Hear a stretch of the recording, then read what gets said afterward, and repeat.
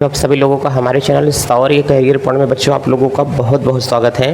बच्चों आज की क्लास में हम देखने वाले हैं कि हमारे पास में जो कूलाम का नियम चल रहा था उस कूलाम के नियम में हम लोग कौन कौन सी चीज़ें और कहाँ तक के हम लोगों ने कवर कर लिया है, उन सारी चीज़ों को हम लोग बेहतरीन तरीके से देख करके चल लेंगे, ठीक है। और आपकी केमिस्ट्री और फिजिक्स की दोनों की वीडियोज़ निकलना शुरू हो गई हैं और चैनल पर जा करके जो लोग नहीं कंप्लीट किए हैं वो लोग अच्छे तरीके से पहले कंप्लीट करें, क्योंकि सारी चीज़ें जब तक आप लोग विधिवत तरीके से पढ़ोगे नहीं तब तक कोई चीज़ें क्लियर होने वाली है नहीं।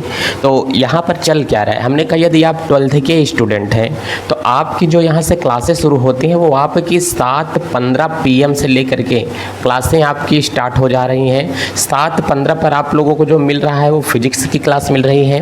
8:15 पर बच्चों आप लोगों को PM पर जो है मिल रहा है वो आप लोगों को केमिस्ट्री की क्लास मिल रही है। ये हो गया आपकी 12th का लेवल का।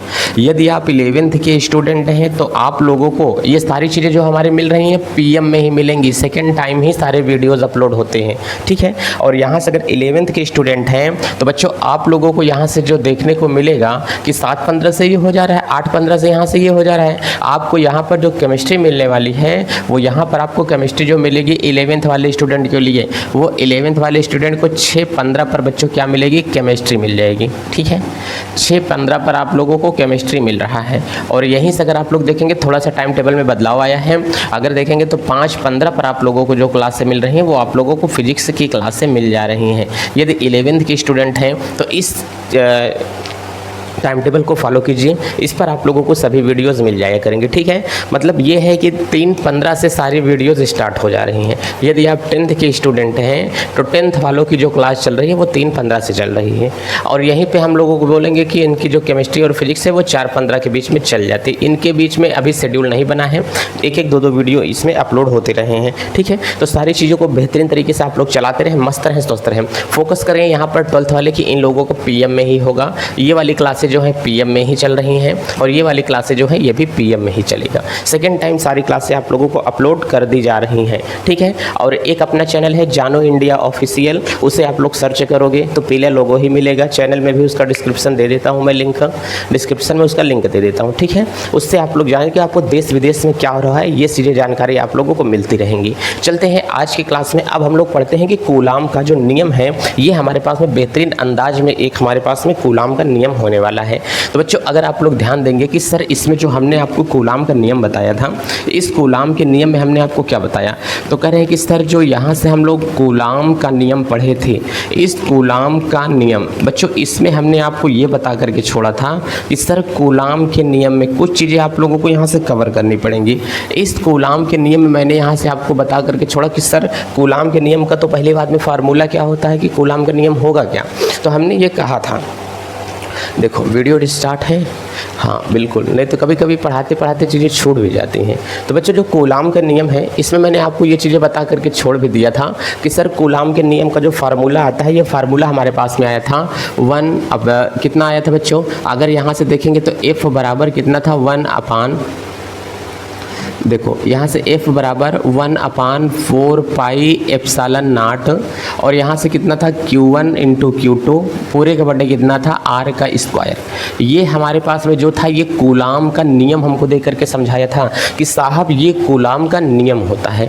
अब ध्यान से देख करके चलो, कह रहा है कि दोनों आवेशों के बीच का माध्यम यदि बदल दिया जाता है, मतलब ये जो दोनों आवेश रखे गए हैं इन दोनों आवेशों को किस प्रकार के माध्यम में रखा गया है, इनके बीच में जो माध्यम होगा, हमने कहा जैसे मान लेते हैं एक आवेश सर हमारे पास में यहाँ से क्या हो जाएगा, ये हो गया सर। यहीं से हमने समझा कि एक चार्ज हमारे पास में ये हो गया सर, दूसरा चार्ज हमारे पास में कहाँ से होता है सर, ये वाला हो जाता है।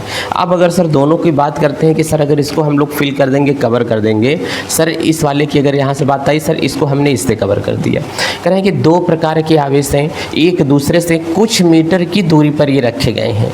अब आप लोग ये बताओ, जब दोनों आवेशों को कुछ मीटर की दूरी पर अगर हम लोग यहाँ से रख देंगे तो हमने कहा भाई साहब मान लेते हैं कि दोनों की जो बीच की दूरी है ना, ये यहाँ से हमारे पास में R है। ध्यान से समझना, करें कि सर जो दोनों के बीच की दूरी है ये दूरी हमारे पास में क्या है, R दे करके रखा है। अब करें कि दोनों के बीच की दूरी यहाँ से R अगर मैं बना करके चलता हूँ, हो सकता है आप लोगों को वहाँ पर दिखाई ना दे रहा हो, तो अब हो सकता है आप लोगों को ये चीज़ें दिखाई दे सकती हैं कि सर जो दोनों के आवेशों के बीच की दूरी है उसे मैंने मान लिया कि ये हमारे पास में क्या होगा, r होगा। अभी ये जो आवेश रखा है इन दोनों के बीच में जो माध्यम है हमारे पास में वो किसका माध्यम है, वायु का माध्यम है।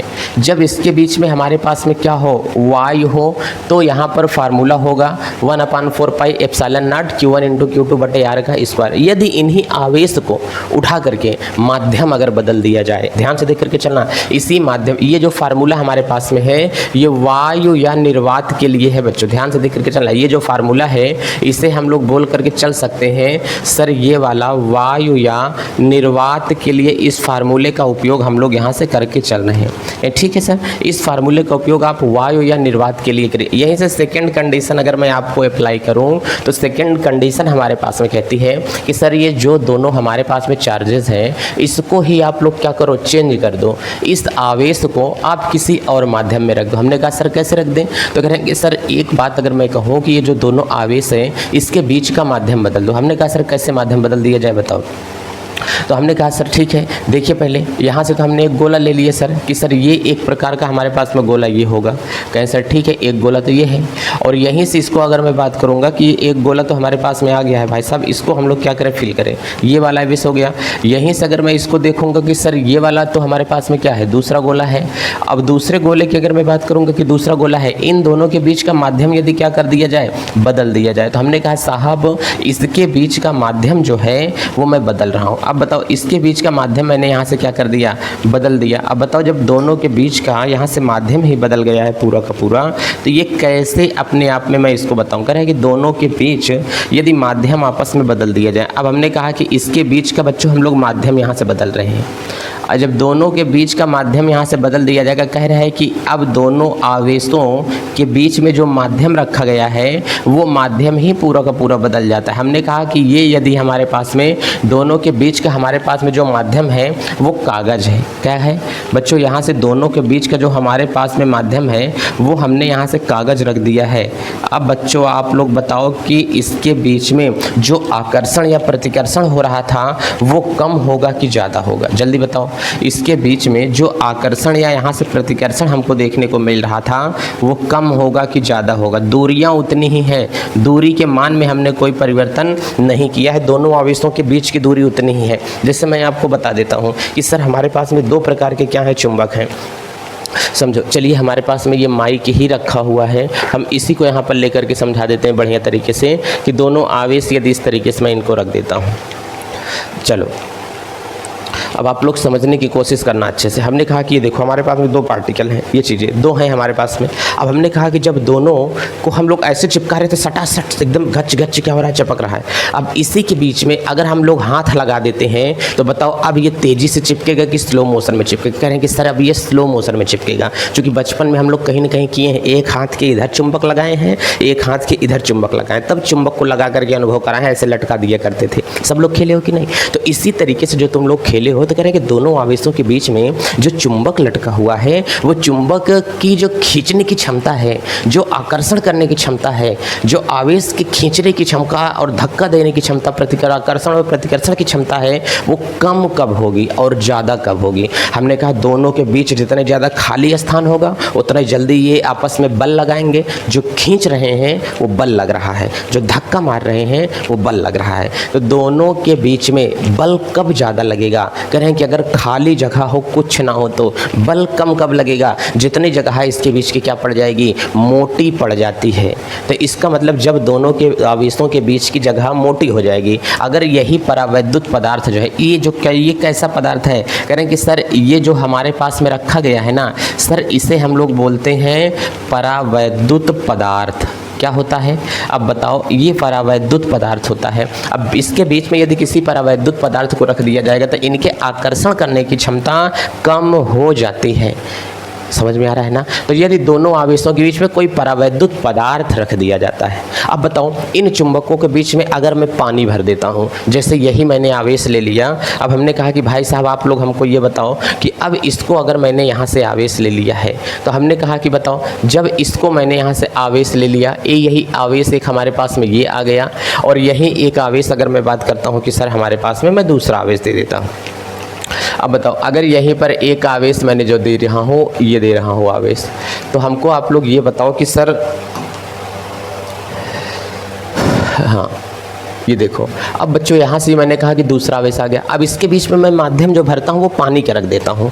ये ध्यान से देखकर चलो, एक मैंने इसके बीच में सर बीकर लगाया, और बीकर रखने के बाद में इसके बीच में पूरा का पूरा जो मैंने माध्यम कर दिया साहब, वो पूरा का पूरा माध्यम पानी का मैंने रख दिया। तो अब बताओ, ये दोनों आवेशों के बीच में आकर्षण फास्ट होगा कि स्लो होगा? कह रहे हैं कि सर जाहिर सी बात है, जब इसके बीच में कुछ नहीं होगा तो हचाक से एकदम चिपक लेंगे, जब इसके बीच में कुछ आ जाएगा तो थोड़ा स्लो मोशन में चिपकेंगे, जब इसके बीच में और भारी माध्यम आ जाएगा तो और स्लो मोशन में ये क्या करेंगे, चिपकेंगे एक दूसरे की तरफ। इतना समझ में आ रहा है? तो यही कह रहा है कि जब आवेशों के बीच में कोई परावैद्युत पदार्थ भर दिया जाएगा, जब कोई परावैद्युत पदार्थ रख दिया जाए आवेशों के बीच में, तो इनके खींचने की क्षमता हो जाती है कम। अब जो परावैद्युत पदार्थ, ध्यान से देखो, जो परावैद्युत पदार्थ बहुत ज़्यादा इनके आपस में आने का विरोध करेगा उसका परावैद्युतांक ज़्यादा होगा। जो परावैद्युत पदार्थ इसके बीच में बहुत कम आएगा, इसका मतलब उसका परावैद्युतांक क्या होता है, बहुत कम होता है। इसका मतलब ये एक प्रकार के विरोध का इसके बीच में काम करेगा ना। तो अब यहाँ से आ जाएगा कि यदि इनके बीच में कागज रखा हो तो ये जो परावैद्युत पदार्थ रखा है इसका परावैद्युतांक कितना होगा? तो परावैद्युतांक का संकेत होता है बच्चों कि अगर इसके बीच में मैं क्या रख देता हूँ, कागज रख देता हूँ, तो बच्चों कागज का जो परावैद्युतांक होता है वो 3.5 होता है। क्या होता है? 3.5 होता है। अगर इसके बीच में मैं पानी रख दूंगा तो पानी का जो परावैद्युतांक होगा प्यारे बच्चों, वो पानी का परावैद्युतांक हमारे पास में कितना हो जाएगा? तो कह रहे हैं कि सर अगर आप इसके बीच में पानी रख देते हैं तो पानी का जो परावैद्युतांक होता है बच्चों वो 80 होता है। कितना होगा सर? पानी का परावैद्युतांक सर 80 होता है। हमने कहा क्या बात कर रहे हो यार? हमने कहा बिल्कुल सर, इसके पानी का परावैद्युतांक 80 होगा। करेंगे सर फिर एक नोट करवा दीजिए। हमने कहा क्या नोट करवा दें? कह रहे हैं कि यदि आवेशों के बीच परावैद्युत पदार्थ हो तो ना, इसका मतलब परावैद्युत पदार्थ हो तो इसका मतलब हम लोग लिख के चलते हैं के का मान। अच्छा देख के चलो, के का मान अगर उपस्थित हो तो, ध्यान से देख करके चलो, तो आपके पास में उपस्थित हो तो सबसे पहले अगर कह रहा है कि दो आवेश एक दूसरे से कुछ दूरी पर रखे हैं, उनके बीच में कागज रखा हुआ है, तो हमने कहा सर फार्मूला ही चेंज हो जाएगा। जो आप लोग F बराबर 1/4 पाई एप्सिलॉन नॉट क्या करते थे, वहीं पर बड़का के लगा लेना है। अब यहाँ से आप लोग लगाओ Q1 × Q2 पूरे का बटे क्या होगा, R का स्क्वायर है। यदि दोनों आवेशों के बीच में कागज हो, ध्यान से देख करके चलना, अगर दोनों आवेशों के बीच में कागज हो तो कागज का परावैद्युतांक हमेशा होगा 3.5। यदि दोनों का जो परावैद्युतांक है अगर बच्चों वो क्या है, पानी है, तो पानी का परावैद्युतांक होगा 80। ध्यान देना, अगर कह रहा है कि दोनों के बीच में पायरेक्स कांच हो, ध्यान से देख करके चलो, दोनों के बीच में अगर क्या हो, पायरेक्स कांच हो, तो कांच का जो परावैद्युतांक होता है बच्चों वो 4.5 होगा। अगर कह रहा है कि दोनों के बीच में किसी धातु के टुकड़े को रख दिया जाएगा तो इसका जो परावैद्युतांक होता है धातु के टुकड़े का वो इनफाइनाइट होता है, वो अनंत होता है।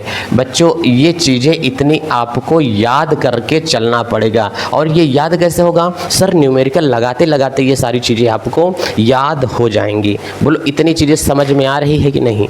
तो अगर कह रहा है कि आवेशों के बीच में अलग अलग परावैद्युत पदार्थ उपस्थित होते हैं तो फार्मूला ही पूरा चेंज हो जाएगा। जैसे है 1/4 pi epsilon not Q1 × Q2 बटे R का स्क्वायर, वैसे ही हो जाता है 1/4 पाई एप्सिलॉन नॉट के। इस चीज़ पर आप लोग बच्चों फोकस करना, इस पर फोकस करो डियर कि सर ये जो है ये क्या है। हमने कहा कि इसी पर फोकस करो। यदि परावैद्युत का के का मान अगर उपस्थित हो तो के का मान अगर दिया है तो हमेशा आप लोगों को के स्थान पर रख देना है। अगर एक चीज़ तो मैं भूल रहा हूँ, अगर वायु या निर्वात दिया है, ध्यान से देख करके चलो, अगर वायु या क्या दिया है, निर्वात दिया है, तो इसके लिए बच्चों के का मान हमेशा 1 होता है।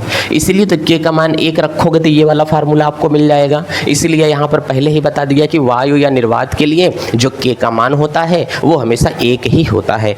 ठीक है, इतना समझ में आ रहा है बच्चों? इतने में अगर कोई तकलीफ़ नहीं है तो कहो तो हम लोग आगे थोड़ा सा बढ़ करके चलते हैं कि सर और थोड़ा सा आगे बढ़ करके चलिए, थोड़ा सा आगे बता दीजिए, क्योंकि चीज़ें समझ में आ रही हैं। हमने कहा बहुत अच्छी बात है कि अगर इतनी चीज़ें आपको समझ में आ रही हैं तो आगे की चीज़ें भी बहुत बेहतरीन तरीके से आपको समझ में आएंगी।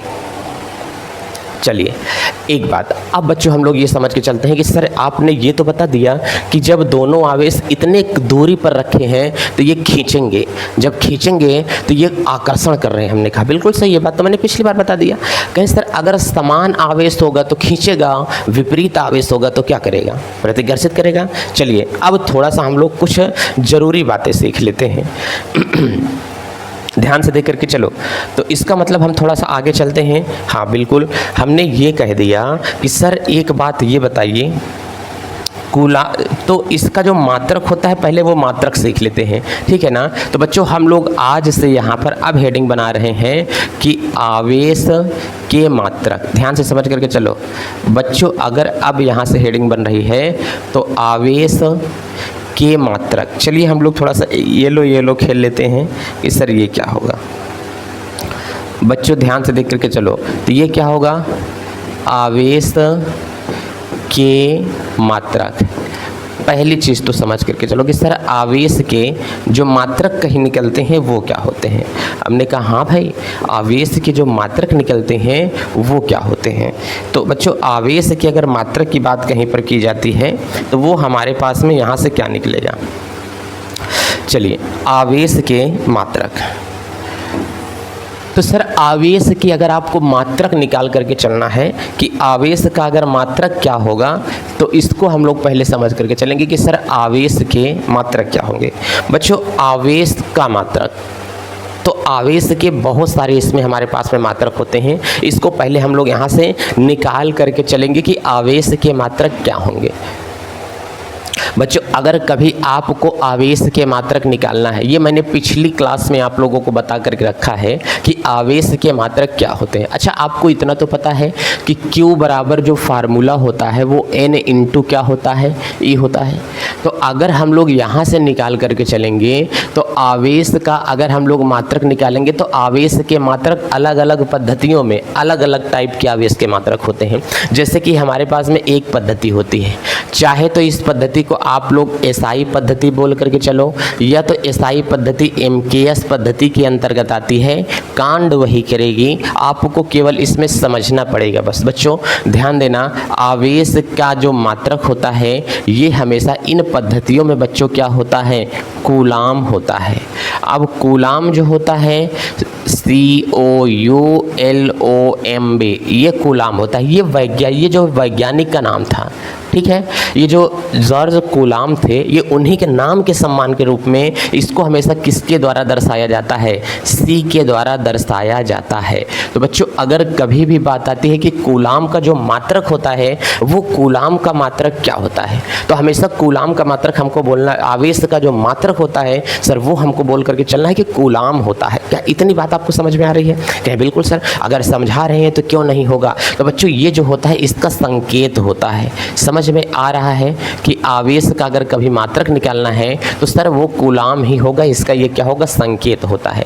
बच्चों एक दूसरी बात होती है, दूसरी बात हम लोग यहाँ से ये समझ करके चलते हैं कि इसे हम लोग सीजीएस पद्धति में क्या बोल करके चलेंगे। बच्चों अगर सीजीएस पद्धति में इसे हम लोग बोल करके चलेंगे कि जो आवेश का मात्रक होता है ये क्या होता है, तो बच्चों सीजीएस पद्धति में आवेश के मात्रक को अगर बेहतरीन तरीके से आप लोगों को समझना है तो इसे हम लोग क्या बोल करके चलेंगे। तो बच्चों अगर सीजीएस पद्धति में एक तो होता है हमारे पास में स्टेट कूलाम, ध्यान, इलेक्ट्रोस्टैटिक यूनिट होता है। अगर इसका हम लोग शॉर्टकट में बात करते हैं कि ये हमारे पास में क्या होता है, तो बच्चों इसका जो संकेत होता है वो संकेत हो जाएगा ESU।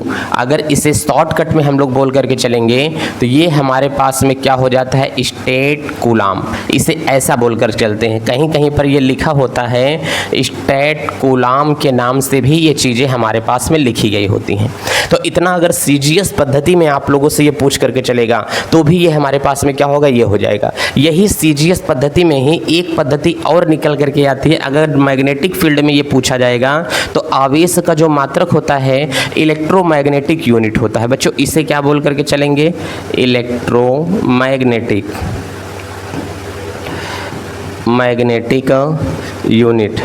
अब बच्चों इलेक्ट्रोमैग्नेटिक जो यूनिट है यहाँ से हमको दिखाई दे रही है कि सर वो इलेक्ट्रोमैग्नेटिक यूनिट हमारे पास में क्या होगी। तो अगर इलेक्ट्रोमैग्नेटिक यूनिट देखेंगे तो सर इसे बोलते हैं EMU। ध्यान से देखना, इसे क्या बोल करके चलेंगे, EMU। तो इसका मतलब इसे हम लोग यहाँ से ये बोल करके चल सकते हैं कि सर इसे और क्या होता है, इसे एब कूलाम भी बोला जाता है। ठीक है, तो इसका जो संकेत होगा EMU के नाम से भी ये हमारे पास में क्या होगा, जाना जाता है। और देख करके चलो, तो ये तो हमारे पास में इतना हो जाएगा। तो अगर अलग अलग ढांचों में अलग अलग प्रकार से आपसे ये पूछा जाए कि कूलाम का जो मात्रक होता है वो हमारे पास में क्या होता है, तो सर इतनी चीज़ें हमको बोल करके चलना। एक तो कूलाम होता है, दूसरा स्टेट कूलाम होता है, उसके बाद में हमारे पास में क्या होता है, इलेक्ट्रोमैग्नेटिक यूनिट होता है। इसे हम लोग शॉर्टकट में बोलते हैं, इसे एब कूलाम भी बोलते हैं। बच्चों ध्यान से देख करके चलना, COULOMB, इसे एब कूलाम। इसका मतलब क्या होगा, इसे बच्चों ABC भी बोला जाता है शॉर्टकट में, लेकिन जो C है वो यहाँ पर कैपिटल है, अर्थात यहाँ से ABC, इसे एब कूलाम भी बोल के चल सकते हैं। तो अगर कभी भी बोला जाए कि सर ये जो हमारे पास में मात्रक होते हैं ये क्या होते हैं, तो आवेश का मात्रक, आपको केवल इतना बोल के चलना है कि सर हमारे पास में क्या होगा, कूलाम होता है। कितना होता है, आवेश का मात्रक हमारे पास में क्या होता है, कूलाम होता है। इतनी चीज़ें समझ में आ रही हैं। चलिए सर ठीक है, तो आवेश का बराबर मात्रक कितना हो गया, कूलाम होते हैं। सर अब एक बात हमको और बता दीजिए, हमने कहा क्या, कहने कि अगर कभी कभी आवेश का जो मात्रक लिया जाता है वो यहाँ से जो ये फार्मूला होता है Q बराबर N इंटू E, हमने कहा तो कह रहा है कि I बराबर कितना होता है, Q/T। हमने कहा ठीक है। अब बताओ अगर कूलाम का मात्रक मैं यहाँ से निकालूं कि Q बराबर कितना होगा, सर I इंटू T होगा। अब Q बराबर धारा का मात्रक क्या होता है, एम्पियर होगा, और इसका मात्रक क्या होता है, सेकेंड होता है। हमने कहा हाँ, तो करेंगे सर एम्पियर सेकेंड भी तो इसका मात्रक निकल रहा है। हमने कहा बिल्कुल सही, इसका मात्रक जो निकालोगे SI में हो जाएगा, तो जिसे तुम कूलाम कह रहे हो एक्चुअली वो एम्पियर सेकेंड ही होता है। तो अगर कभी इसका मात्रक या वीमा निकालने के लिए बोल दे तो हमेशा आप लोगों को अगर वीमा निकालोगे तो बच्चों इसकी जो वीमा होती है वो कितना होगी, एम्पियर की ए होगी, समय की टी होगी, तो 80 हो जाएगा। तो इसका वीमा कितना निकल के आता है, 80 होगा। तो कूलाम का मात्रक हो गया, वीमा हो गई, ये चीज़ें हमारे पास में होती हैं जिसे क्या कहा जाता है, 80 कहा जाता है। तो कूलाम का मात्रक, आवेश का मात्रक और आवेश की वीमा, दो चीज़ें मैंने आपको बताया यहाँ से। इसे अच्छे तरीके से समझ करके चलिए कि बच्चों क्या होगा। चलिए मैंने क्या बताया, एक तो बच्चों मैंने आपको बताया SI यूनिट में क्या होता है, SI यूनिट चलती किसके अंतर्गत है, MKS पद्धति के अंतर्गत चलती है। दूसरा मैंने आपको बताया कि सर ये जो पद्धति होती है CGS के अंदर भी काम करती है। CGS के अंदर सर ये दो तरीके से काम करेगी। दो तरीके से क्या काम करेगी, एक तो सर हमारे पास में होता है जिसे इलेक्ट्रोस्टैटिक क्या बोलेंगे, यूनिट बोलते हैं। हमने कहा बिल्कुल सही। अब बताओ दूसरा हमारे पास में क्या होगा, कह रहा है कि सर इसे हम लोग बोल के चल सकते हैं इलेक्ट्रोमैग्नेटिक यूनिट। हमने कहा ठीक है, इसे सर बोला जाएगा ESU। क्या बोलते हैं, इसे बोलेंगे ESU। सर इसे जो बोला जाएगा EMU बोला जाएगा। इसे सर बोलेंगे कभी ESU बोल करके, इसे सर बोला जा सकता है स्टेट कूलाम भी बोल सकते हैं। हमने कहा ठीक है, ये जो बोला जाएगा इसे ABC बोल सकते हैं। या तो जो इलेक्ट्रोमैग्नेटिक यूनिट बोल रहे हो इसे बच्चों आप लोग क्या बोलो, एब कूलाम बोल करके चलो। क्या बोल के चलो, एब कूलाम होता है। किस पद्धति के अंतर, अगर मैग्नेटिक फील्ड में नापा जाएगा तो। अगर हम बात करेंगे कि बच्चों यहाँ से हमारे पास में क्या होता है, आवेश के मात्रक ये इधर हैं। अगर हम बात करेंगे कि सर आवेश की वीमा क्या होती है, तो वीमा निकालना बहुत ही आसान है। I बराबर कितना होता है, फार्मूला Q/T। अब बताओ Q बराबर निकाल के चलोगे तो I इंटू कितना होगा T, और यहाँ पे रख के चलोगे बच्चों इसका कितना होता है एम्पियर, और ये इसका हमारे पास में क्या होगा सेकेंड, और एम्पियर का रखेंगे यहाँ से A, सेकेंड का होगा T, ये वीमा इसकी निकल के आ गई क्या होगा AT वीमा निकल के आती है। इतना समझ में आ रहा है? तो ये अगर ऐसे करोगे ना तो ये भी इसका चीज़ें क्या हो जाएंगी, खत्म हो जाएंगी, कोई दिक्कत इसमें नहीं। अब एक पॉइंट आपको और परेशान करेगा, करें कि सर क्या परेशान करेगा, तो कह रहे हैं कि आवेश का जो मात्रक है इसमें अलग अलग टाइप की कुछ चीज़ें हमारे पास में निकल के आएंगी। अब देखो कि अगर यहाँ से आवेश का जो मात्रक है, आवेश की जो हमारे पास में विमा है, इन सब चीज़ों में यहाँ से हम लोग समझेंगे कि अब ये जो निर्वात की वैद्युतशीलता मैंने आपको बताया है, थोड़ा सा इसके बारे में हम लोग यहाँ से जानकारी ले लेते हैं कि सर निर्वात की जो वैद्युतशीलता है वो हमारे पास में क्या होगी। इतना हो गया है, चलिए अब आगे समझ के चलते हैं। जैसे मैंने ये कहा कि सर F बराबर जो 4πε0 है, F बराबर यहाँ से कितना होगा 1/4πε0, और यहाँ से Q1 इंटू Q2 पूरे के बटे क्या है R का स्क्वायर है। अब आप लोग ये देखो ये क्या है, ये ε0 क्या है, करेंगे सर ये निर्वात की वैद्युतशीलता है, निर्वात की ये हमारे पास में वैद्युतशीलता है। हमने कहा ठीक है, ये निर्वात की क्या है वैद्युतशीलता है। जब ये निर्वात की वैद्युतशीलता है तो हमने कहा कि निर्वात की वैद्युतशीलता है, हमने कहा हाँ भाई साहब बिल्कुल निर्वात की वैद्युतशीलता है। करें कि बताओ कि निर्वात की वैद्युतशीलता का मान कितना होता है। हमने कहा अगर कभी भी निर्वात की वैद्युतशीलता का मान निकाल करके चलोगे तो हमको आप प्यारी सी एक बात बताओ, इतने के स्थान पे कितना रखते हो। करें कि सर इतने के स्थान पे 1/4πε0 के स्थान पे मैं रखता हूँ 9 × 10 की घात कितना रखता हूँ 9 रख देता हूँ। हमने कहा इतना रखते हो, करें कि सर बिल्कुल हम इतना ही रखते हैं। तो हमने कहा ठीक है, अगर इसको मैं यहाँ पर लेकर के चले आऊँ, दोनों को अदला बदली कर दूँ, हमने कहा मुझे ε0 के बराबर मान चाहिए, मुझे इसके बराबर मान चाहिए। हमने कहा चलो भाई साहब निकाल देते हैं, इसको मैं यहाँ पर लेके चला जाऊँगा। तो बच्चों ε0 बराबर कितना हो जाएगा 1/, यहाँ से होगा 4π इंटू 9 × 10 की घात कितना हो जाएगा 9। अब देखो 4π यहाँ पर रखा है, तो 4π अगर मैं यहाँ पर रख दिया हूँ तो आप लोगों को पता है चूँकि पाई की जो वैल्यू होती है 3.14 होती है। हमने कहा हाँ, तो ε0 का जो मान है 1/4 × 3.14 × 9 × 10 की घात कितना होता है 9 हो गया। अब इतने से ध्यान से समझना, अगर इतने से इसको मैं उठा करके इसमें भागा लगाता हूँ एक में, तो अगर इसको मैं मल्टीप्लाई करूँगा तो ये चीज़ें तो ऊपर है, पहली बात समझना। और जब इसको हम मल्टीप्लाई करेंगे तो ये इस जा कर के ऊपर चला जाएगा। तो बच्चों हमारे पास में जो यूनिट आ रही है वो क्या आ जाएगी ε0 बराबर, ध्यान से समझना, अगर बच्चों का रहा है कि ε0 बराबर 10 का मामला ऊपर चला जाएगा, इसको हटाएंगे तो 2 0 ऊपर बढ़ जाएगा। तो बच्चों इसका मतलब यहाँ पर हो जाएगा 100 × 10 की घात -9। अब यहाँ से अच्छा सर माइनस क्यों आया, अगर नीचे की संख्या ऊपर के लेके जाएंगे, ऊपर की संख्या नीचे लेके आते हैं, कुछ भी करेंगे तो चिन्ह परिवर्तित हो जाता है। अब बताओ यहाँ से कितना होगा 4 × 9। अब बताओ अगर 4 × 9 और × 314 दशमलव तो मैंने हटा दिया, उसमें कर दिया, इसमें से अगर इसको घटा देंगे बच्चों ε0 होता है तो 1.0 × 10 की पावर कितना बचा -7। अगर यहाँ से बच्चों ये -7 बच जाएगा तो कितना होगा 9 चौका कितना हो जाएगा बच्चों, यहाँ से हम लोग देख के चलेंगे 36 × 300 कितना हो जाता है, यहाँ से 14 हो जाएगा। अगर इन सब का मल्टीप्लाई करके इसमें भाग लगाते हैं तो हमारे पास में आ जाएगा 8.86 × 10 की घात -12।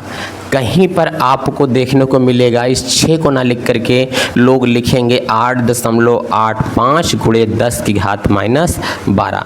दोनों मान आप लोग ज़्यादातर इसका इस्तेमाल होता है, इसका इस्तेमाल बहुत कम होता है। तो इतना ही हम लोग वैल्यू मान करके चलेंगे कि सर ये इसका हो जाएगा। चलिए, ये निर्वात की वैद्युतशीलता का मान है, समझ में आ रहा है ना। ये निर्वात की वैद्युतशीलता का क्या है, मान होता है। तो निर्वात की वैद्युतशीलता अगर आपसे पूछे तो इतना मान हमेशा उसको हमें बोल देना है कि सर निर्वात की जो वैद्युतशीलता होती है उसका मान इतना होता है। अब निर्वात की वैद्युतशीलता, ये ध्यान से देख के चलो, यही चीज़ें तो मैंने दिया है ना कि सर निर्वात की जो वैद्युतशीलता है, इस निर्वात की वैद्युतशीलता का जो यहाँ से मात्रक दिया गया है वो मात्रक इसका हमें देख करके चलना है कि सर मात्रक कैसा बन के जाएगा। निर्वात की वैद्युतशीलता का बच्चों क्या देखना है, अब हमें ये मात्रक देख करके चलना है कि क्या होगा। चलिए, तो निर्वात की वैद्युतशीलता का बच्चों अगर यहाँ से हम लोग मात्रक देख करके चलेंगे ना तो इसका मात्रक हमारे पास में क्या निकल के आएगा।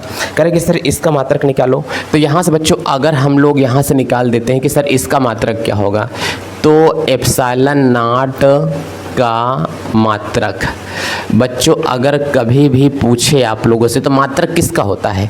हमने कहा कि अगर इसका मात्रक निकालना है तो आपको पहले इसका फार्मूला पता होना चाहिए, 1/4 pi epsilon not into Q1 into Q2 पूरे का बटे R का स्क्वायर। आपको एप्सिलॉन नॉट चाहिए ना कि 4 पाई। 4 एक अंक है, इसका कोई मात्रक नहीं होता, संकेत का भी कोई मात्रक नहीं होता है। इन दोनों को हटा देंगे, इसको एप्सिलॉन नॉट को लेके आओ। यहाँ से एप्सिलॉन नॉट ऊपर क्या दिया है Q1 Q2 बटे क्या होगा F, यहाँ से R का स्क्वायर। अच्छा ध्यान से देख के चलो, अगर इसका हम लोग देख करके चलेंगे तो ठीक है ना। एप्सिलॉन नॉट अगर मैं निकालूं तो आवेश का मात्रक होता है कूलाम। अब 2 कूलाम है तो हम लोग 2 बार कूलाम लिख करके चलेंगे। कह रहे हैं कि सर ठीक है। बल का मात्रक जो होता है बच्चों यहाँ से न्यूटन होता है तो हम लोग न्यूटन लिख के चलेंगे। दूरी का मात्रक मीटर होता है तो हम लोग यहाँ से मीटर का स्क्वायर लगा के चलेंगे। जो चीज़ें नीचे हैं वो ऊपर चली जाएंगी। तो एप्सिलॉन नॉट बराबर, तो यहाँ से क्या होगा न्यूटन इनवर्स, फिर उसके बाद में यहाँ से क्या होगा मीटर पर -2, और फिर यहाँ से क्या हो जाएगा कूलाम का स्क्वायर। अब जो चीज़ें आप प्लस में है उसको आगे लिख देते हैं। तो इसका मतलब बच्चों अगर कभी भी पूछ करके चलेगा कूलाम का स्क्वायर, और उसके बाद में हमारे पास में जो दे देगा इसे हम लोग क्या बोल करके चलेंगे बच्चों न्यूटन इनवर्स, फिर यहाँ से ये हमारे पास में क्या दे देगा मीटर पर -2। ये जो हो गई हमारे पास में निर्वात की वैद्युतशीलता का मात्रक हो जाता है। तो इसे हम लोग यहाँ से लिख लेंगे कि सर ये निर्वात की वैद्युतशीलता का क्या है, ये मात्रक कहला रहा है। तो प्यारे बच्चों इतनी बात आपको समझ में आ रही है कि ये निर्वात की वैद्युतशीलता का क्या होता है, मात्रक होता है। सर ये निर्वात की वैद्युतशीलता का मात्रक इतना आ जाता है। निर्वात की वैद्युतशीलता ध्यान से देख के चलना, निर्वात की वैद्युतशीलता हमेशा ताप के व्युत्क्रमानुपाती होती है। ये पॉइंट बहुत नोट करने वाले होते हैं कि हमेशा ये ताप देने पर बदल जाती है, परिवर्तित हो जाती है। तो इसलिए ये ताप के व्युत्क्रमानुपाती होते हैं। तो विद्युतशीलता अगर बढ़ेगी तो इसका मतलब ताप क्या हो रहा है, कम हो रहा है। अगर ताप बढ़ रहा है तो विद्युतशीलता क्या हो रही है, घट रही है। बोलो क्या इतनी चीज़ आपको समझ में आ रही हैं। अब हम इसकी वीमा निकाल लेते हैं।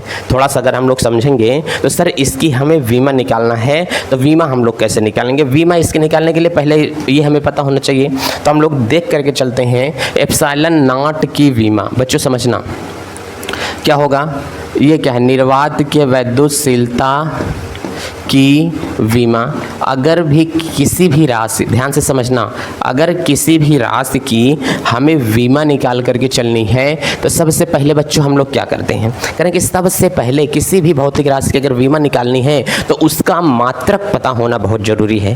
तो एप्सिलॉन नॉट का अगर मात्रक मैं आपको बता दूं तो बंदो आप लोग वीमा फटाक से बता सकते हो। सर मात्रक बताइए क्या है। हमने कहा यार अभी तो निकाला, तो हमने कहा इसका सबसे पहले हमें क्या पता होना ज़रूरी है। अगर किसी चीज़ की वीमा निकालना है तो सबसे पहले उसका क्या पता कर लो, मात्रक पता कर लो। वीमा अपने आप चरणों में गिर जाएगी। हमने कहा निकालनी है तो सबसे पहले उसका क्या पता होना चाहिए, मात्रक पता होना चाहिए। मात्रक पता हो, अगर नहीं पता है तो अगर आपको उसका सूत्र पता है तो भी आपका काम हो जाएगा। जैसे देखो हम क्या निकालते हैं नई टेक्निक से, अगर यहाँ से F बराबर आप लोग निकाल के चलते हो 1/4 पाई एप्सिलॉन नॉट, और गुणे यहाँ से कितना कर देते हो, तो कह रहे हैं कि अगर इसका हम लोग मल्टीप्लाई करेंगे तो मल्टीप्लाई करने के बाद में कितना होगा Q1 इंटू Q2 बटे का R का स्क्वायर। सर बीमा किस उस सूत्र में बीमा रखते हुए चले जाओ, इसकी कोई बीमा नहीं होगी, इसको हम लोग क्या करेंगे, हटा देंगे।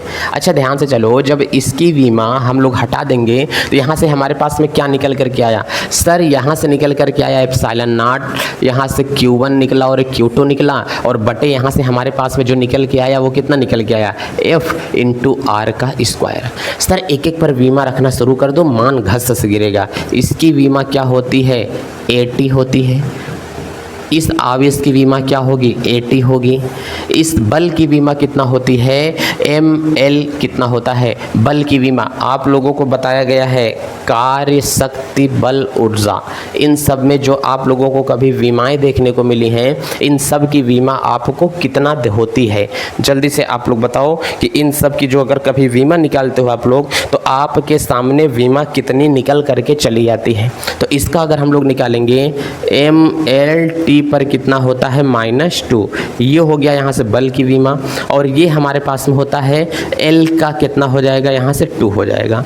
अब हमको ये बताओ, ये T जब ऊपर जाएगा तो कितना हो जाएगा, थोड़ा ध्यान से देखना, यहाँ से बच्चों क्या है एप्सिलॉन नॉट, A का मल्टीप्लाई किया तो कितना हो गया A का स्क्वायर, T का मल्टीप्लाई किया तो कितना हो गया T का स्क्वायर, यही है ना। ऐसे ही बीमा आप लोग लिखते चले चलो, तो मैं इकट्ठा लिखता हूँ, A का कितना हो गया स्क्वायर हो गया, ये T देखो यहाँ से माइनस में है, ऊपर गया तो प्लस में हो गया, तो T यहाँ से कितना हो जाता है बच्चों, ये 4 हो जाएगा। तो पहली बात क्या है, बीमा मैं लिखना साथ में स्टार्ट करता हूँ, A का कितना होगा, A पर कितना हो गया 2 हो गया, और यहाँ T पर कितना होगा, ये ऊपर चला जाएगा, T पर बच्चों कितना हो जाएगा 4 हो जाएगा, M और T हो गया। अब बच रहा है L की पावर कितना हो गई है 3, तो L की पावर कितना हो गई है, यहाँ से 2 1 3 ऊपर गया बच्चों, किस में लग गया, ये माइनस में लग जाता है, और कुछ यहाँ से बच रहा है M कितना बचा, ऊपर गया तो M पर कितना हो गया, यहाँ से इनवर्स लग गया। अगर इन सब को साथ में लिख करके चलोगे तो हमेशा आपके पास में जो आएगा, M पर कितना होगा इनवर्स, L पर कितना होगा -3, T पर क्या होगा 4, A पर कितना लग जाएगा इनवर्स। ये इसकी बच्चों क्या होती है बीमा, इसकी बीमा आप लोग ऐसे निकाल लेना कि सर ये इसकी क्या होती है, बीमा होती है। चलिए, तो ये तो सर इसका हमारे पास में हो गया कि इसके मात्रक हो गया और इसकी क्या हो गई, बीमा हो गई। चलिए सर, अब अगर हम लोग और देख करके चलेंगे कि सर एक बात और ये बताइए हमको, ये जो आपने ये प्रूफ किया 1/4 पाई एप्सिलॉन नॉट बराबर 9 गुणे 10 की घात कितना है 9, सर ये कहाँ से आया, इसको बता दीजिए। हमने कहा ठीक है बता देंगे कि 9 गुणे 10 की घात 9 कहाँ से आया हुआ है, इसको हमें प्रूफ करना है। तो चलिए कल की क्लास में कर देते हैं, लेकिन वीडियो को देखना ना भूलें, क्योंकि क्लासें बहुत धुआंधार तरीके से स्टार्ट हो चुकी हैं। चलिए अपना प्यार दुलार बना कर रखें, मस्त रहें, स्वस्थ रहें। चलते हैं, जय भारत।